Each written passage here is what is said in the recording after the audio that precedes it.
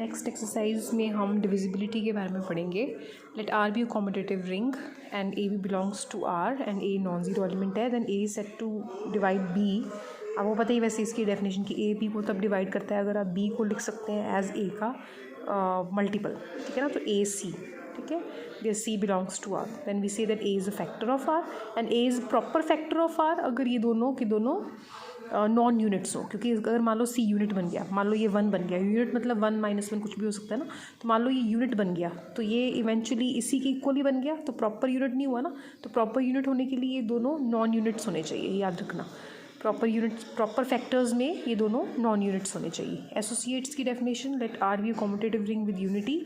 Then A belongs to R is said to be associate of B. इसको ऐसे लिखते हैं A associate of B.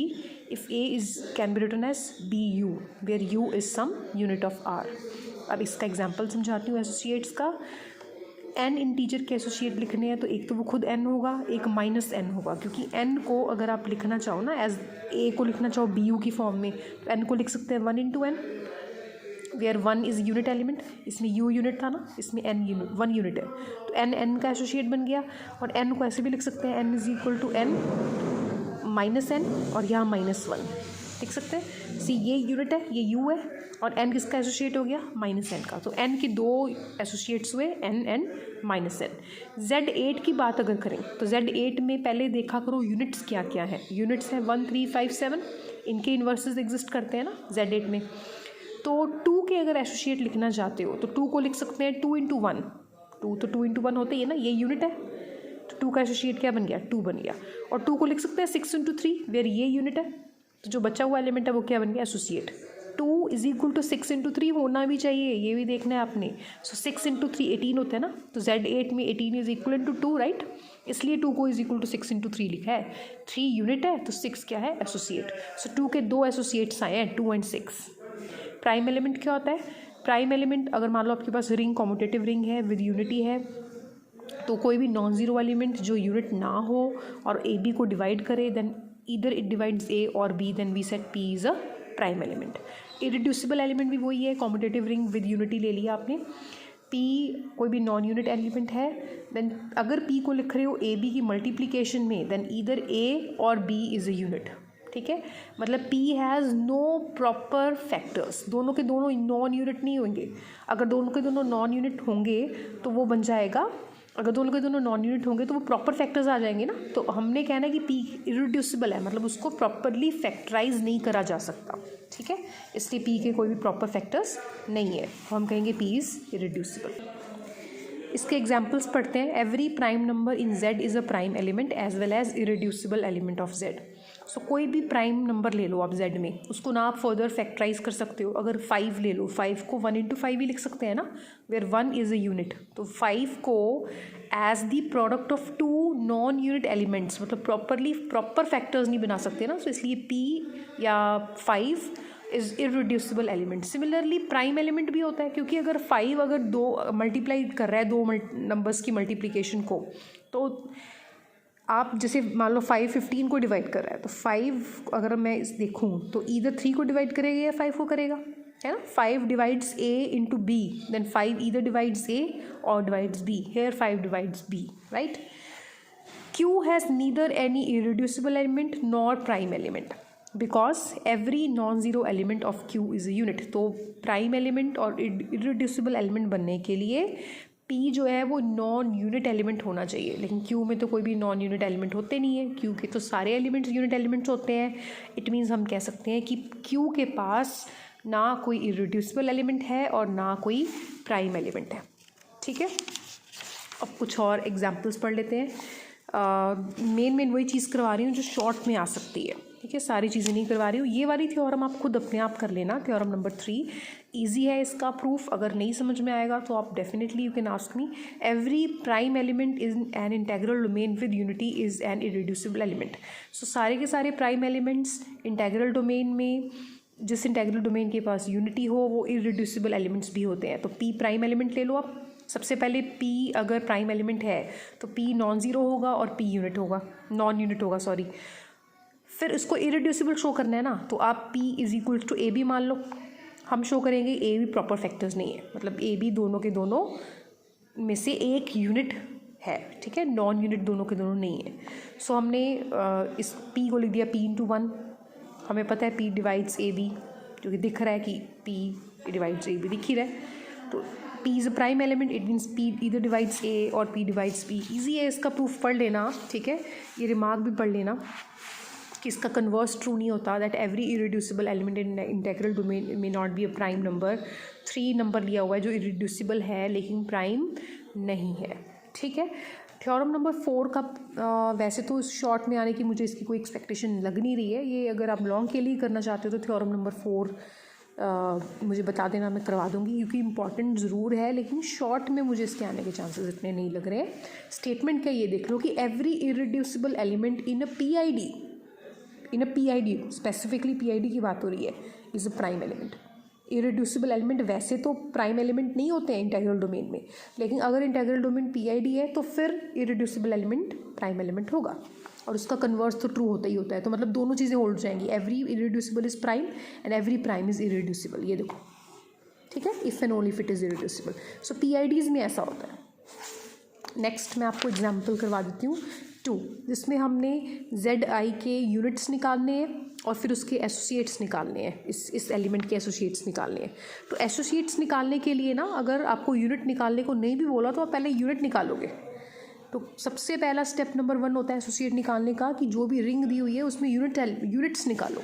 तो ring हमें ये दी हुई है, ठीक है, हमने इसके यूनिट्स निकालने हैं, मतलब हमने वो एलिमेंट निकालने हैं जिनका इन्वर्स अंडर मल्टीप्लिकेशन एग्जिस्ट कर रहा है। तो मान लो ये एलिमेंट है, इसका इन मल्टीप्लिकेटिव इन्वर्स ये है, तो दोनों को मल्टीप्लाई करके आंसर 1 आएगा ना।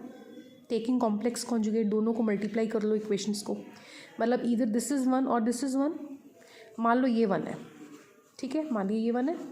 अब इसका आंसर क्या क्या हो सकता है, इसका मतलब हो सकता है A² 1 B² 0, या फिर हो सकता है A² 0 B² 1।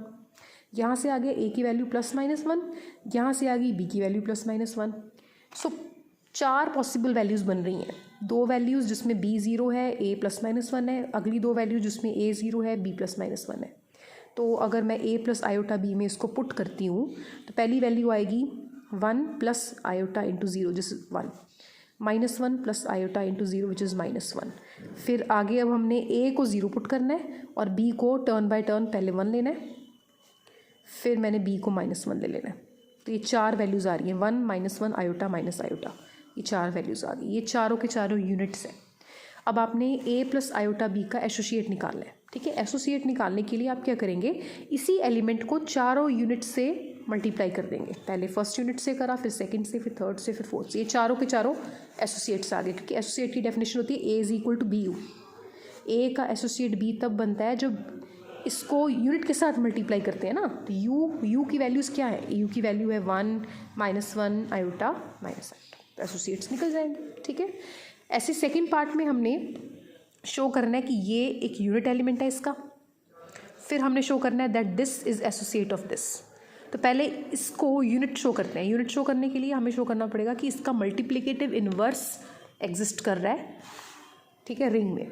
तो हमें पता है इसका इन दोनों को मल्टीप्लाई करो 1 आता है, ठीक है, मतलब कि ये भी यूनिट है और ये भी यूनिट है। क्वेश्चन में हमें इसको यूनिट प्रूफ करने को बोला था, it means this is unit, क्योंकि इसका मल्टीप्लिकेटिव इन्वर्स ही साथ में पड़ा हुआ है ना। तो देयरफॉर दिस इज़ यूनिट हो गया। अब हमने शो करना है that this is associate of this, मतलब इसको अगर आप यूनिट के साथ मल्टीप्लाई करो तो ये आंसर आएगा। यस, √3 को मल्टीप्लाई करो यूनिट के साथ तो आंसर यही बन रहा है। इट मीन्स √3 और ये आपस में एसोसिएट्स हैं, ठीक है। थर्ड पार्ट में हमने शो करना है कि is this associate of this, मतलब कि जब आप इसको रिंग के यूनिट के साथ मल्टीप्लाई करेंगे तो क्या आंसर इतना आ रहा है। लेट्स सी, इसको मल्टीप्लाई कर दिया रिंग के यूनिट, चाहे इसको मल्टीप्लाई कर दो रिंग के एलिमेंट के साथ, ये इसको कर दो, ठीक है, यूनिट के साथ। तो ये मैंने इसको मल्टीप्लाई कर दिया यूनिट के साथ, सॉल्व किया, A B की वैल्यू मेरे पास A की वैल्यू 3 आ गई, B की वैल्यू 2 आ गई, मेरे पास ये एलिमेंट बन गया। ये एलिमेंट यूनिट एलिमेंट होगा तो ये दोनों आपस में एसोसिएट बनेंगे, देन वी से A is associate of B, ठीक है। तो अब ये एलिमेंट यूनिट है, हाँ है, क्यों नहीं है, क्योंकि दोनों को मल्टीप्लाई करके 1 आ रहा है ना। तो इसका मल्टीप्लिकेटिव इन्वर्स ये पड़ा, इट मीन्स इसका मल्टीप्लिकेटिव इन्वर्स एग्जिस्ट कर रहा है, it means this is unit. If this is unit then इसका एसोसिएट पड़ा है ये A is equals to BU, ठीक है। Example number 3, show that 2 is a prime element but not irreducible element in Z6। मैंने बोला था ना every prime element is not an irreducible element in every ring. In PIDs होता है लेकिन हर एक रिंग में नहीं होता। तो यहाँ पर Z6 जो है वो PID नहीं है ना, तो Z6 में आपको शो करना है कि 2 प्राइम एलिमेंट तो है बट इरिड्यूसिबल एलिमेंट नहीं है, ठीक है। या आपसे पूछ सकते हैं कि कोई ऐसी रिंग बताओ जिसमें प्राइम एलिमेंट, एक एलिमेंट प्राइम एलिमेंट तो हो बट इरिड्यूसिबल ना हो। तो आपने खुद ये स्टेटमेंट लिखनी है कि Z6 हम रिंग ले रहे हैं, इसमें हम 2 प्राइम एलिमेंट ले रहे हैं बट वो इरिड्यूसिबल नहीं है, ठीक है। तो Z6 क्या होता है आपको पता है। Z6 में 2, इसके यूनिट एलिमेंट्स भी तुम्हें पता है क्या क्या होते हैं। यूनिट एलिमेंट्स सिर्फ 2 ही होते हैं, 1 और 5। तो 2 is neither zero nor unit element, क्योंकि प्राइम एलिमेंट या इरिड्यूसिबल एलिमेंट बनने की पहली कंडीशन होती है कि एलिमेंट ज़ीरो नहीं होना चाहिए, P should not be equal to zero, and also P non unit होना चाहिए। तो 2 is neither zero nor unit. Also Z6 में अब हमने इसको प्राइम शो करना है ना, तो हम लेंगे अपनी मर्जी से लेंगे कि 2 डिवाइड्स AB। अब हम शो करेंगे ईदर 2 डिवाइड्स A और B इन Z6, ठीक है। 2 डिवाइड्स AB, आपने नंबर थ्योरी पढ़ी है, इसको कैसे लिखते हैं, AB is congruent to 2C mod 6, ठीक है। ये आपने नंबर थ्योरी में सीखा होगा। इसको लिख सकते हैं mod 6 मतलब 6 का मल्टीपल इसमें एडअप हो जाएगा। अगर आपको ये चीज़ें नहीं पता है तो मुझसे पूछ लेना, मैं समझा दूंगी। यहाँ से आप देख के बोल सकते हैं कि 2 डिवाइड्स AB इन Z ऑल्सो, है ना, क्योंकि ये नंबर जो है वो 2, ये राइट साइड जो है वो 2 डिवाइड कर रही है। अगर राइट साइड 2 डिवाइड कर रहा है तो लेफ्ट साइड को भी तो 2 डिवाइड करेगा ना। Z में डिवाइड करने का मतलब है क्वेश्चन जो बचेगा वो Z बचेगा, Z का एलिमेंट बचेगा। अब Z में तो हमें पता है 2 प्राइम एलिमेंट होता है ना, तो 2 डिवाइड्स A या फिर 2 डिवाइड्स B इन Z।